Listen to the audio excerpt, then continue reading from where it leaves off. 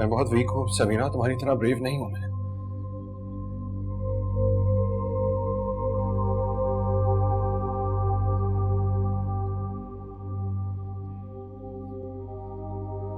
तुम आराम करो यार, मैं चलता हूँ।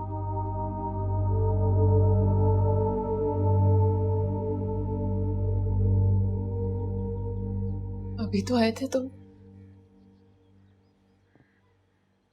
तुमने कोई बात भी नहीं की। तुम क्यों जा रहे हो? समीरा मैं तुम्हें इस हालत में नहीं देख सकता यार।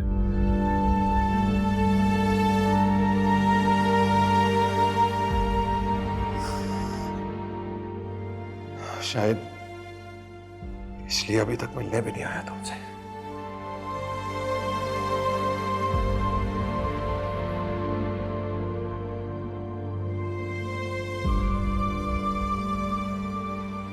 कल आ जाऊंगा यार, कहीं कहीं बाहर चलेंगे, फिर बात करेंगे। ओके?